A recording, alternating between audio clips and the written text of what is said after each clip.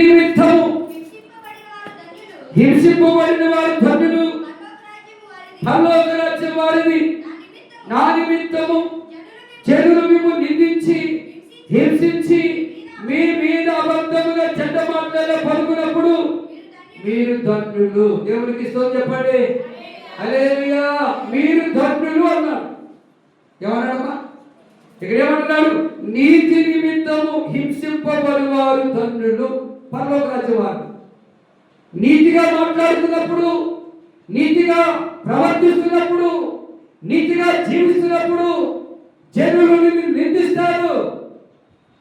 అయితే నువ్వు ధన్యుడివే, అయితే నువ్వు ధన్యురాలవే. చూడండి ఏమంటున్నాడు? నీతి నిమిత్తము హింసింపబడి వారు ధన్యులు. నీతి కొరకు మాట్లాడినప్పుడు కానీ, నీతి కొరకు ప్రకటించినప్పుడు కానీ, నీతి కొరకు హెచ్చరిక చేసినప్పుడు కానీ, నీతి కొరకు గద్దించినప్పుడు కానీ, నీతి కొరకు బుద్ధి చెప్పినప్పుడు కానీ జనులు నిన్ను నిందిస్తారు, జనులు నిన్ను నిందిస్తారు. అయినా నీవు చదవడం మాట్లాడుతుంది. అక్కడ నామకం చూస్తారు. మగని చదవమ్మా. నీతి నిమిత్తము హింసింపబడిన వారు ధన్యులు. ఎవరు ధన్యులంటారా? సంతోషంగా జీవించేవారు ధన్యులా? ఆనందంగా జీవించేవారు ధన్యులా? కాదు. నీతి నిమిత్తము హింసింపబడు వారు ధన్యులు. నీతిని కొనసాగిస్తున్న సమయాలలో నీ భర్తే నిన్ను హింసించవచ్చు, నీ భార్య నిన్ను అవమానపరచవచ్చు, నీ స్నేహితులే నిన్ను హేళన చేయొచ్చు, నీ బంధువులే నిన్ను కించపరచవచ్చు. అయినా నీవు ధన్యుడివే, పరలోక రాజ్యం వారి. ఎవరి? నీతి నిమిత్తం హింసింపబడు వారిని మాత్రమే.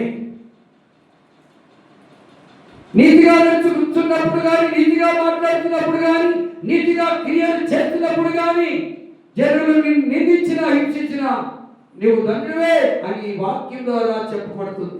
ఏమంటే ఇప్పుడు మంత్రి గారు ఏమన్నాడు? అంతా నీ మేలుకేనయా జరిగింది అన్నాడు.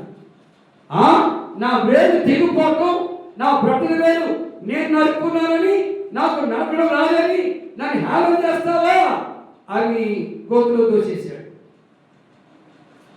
మంత్రి గోతులో దింపేశాడు, గోతులో పడిపోయాడు. అతను అన్న మాట మేలు జరిగిందా కీడు జరిగిందా? మేలే జరిగింది. ఆ చెయ్యి లేకపోతే, ఆ వేలు లేకపోతే, ఎవడి ఆ వేలే గుట్టే అతను ఆ అడవి దేవతకు బలి చేసేవాడిని.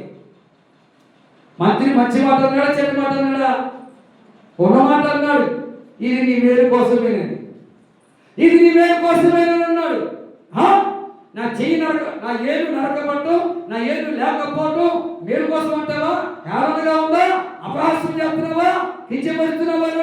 నేను రాజును కదా నీ అధికారంతో గోదోదేవుడు అన్నాడు.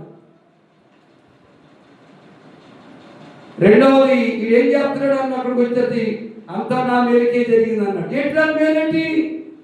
నేను నీతో ఉంటే నీ వేలేదు కాబట్టి నేను దేవతకు బయలుపడి కాపేసేవాడు. నాకు అన్నీ ఉన్నాయి కాబట్టి నన్ను దేవతకి భరించేవాడిని, చంపబడేవాడిని. కానీ అంతా నా మేలుకే దేవుడు చేశాడు. దేవుడు చెప్తాం అని ఇక్కడ ఏమన్నాడు? నీతి నిమిత్తము హింసింపబడిన వారు ధన్యులు, పరలోక రాజ్యం. కాబట్టి ఎవరైనా మిమ్మల్ని నిందించిన, మిమ్మల్ని అందరి మాటలన్నా, మిమ్మల్ని హేళన చేసిన, మిమ్మల్ని తిట్టిన, ఆడిపోసుకున్నా మీరు ధన్యులు అవుతారని దేవుడు మాట్లాడుతున్నాడు. మీకు ధన్యత కావాలా? దరిద్రత కావాలా? దరిద్రత కావాలంటే దిగుబాటు చేసి గొడవలు పెట్టుకోండి, రోడ్లో ఉంటా, బజార్లో ఉంటా. ధన్యత కావాలంటే మౌనంగా ఉండి ప్రార్థన చేయండి. దేవుడు చూసుకుంటాడు. దేవుడికి అప్పగించండి. కొంతమంది అంటే తెలిసి తెలియదు ఊరకని నిందలేస్తారు. తెలిసి తెలియదు ఊరకని నిందలేస్తారు. అయినా కానీ నేనేమన్నాడు దేవుడు? నీవు ధన్యురాలవే, నువ్వు ధన్యుడివే. ఎందుకంటే పరలోక రాజ్యం వారిది. ఎవరిది? నీతి నిమిత్తం, అవినీతి నిమిత్తం కాదు, అక్రమ నిమిత్తం కాదు, అన్యాయం నిమిత్తం కాదు, అబద్ధం నిమిత్తం కాదు, నీతి నిమిత్తము హింసించబడితే, యథార్థమైన మాట మాట్లాడినప్పుడు హింసించబడితే, సత్యమైన మాట మాట్లాడినప్పుడు హింసించబడితే నువ్వు ధన్యుడివి, నువ్వు ధన్యురాలివి. పరలోక రాజ్యం నీ కింద ఏమంటున్నాడు? నా నిమిత్తము. చూసారా ఏమన్నా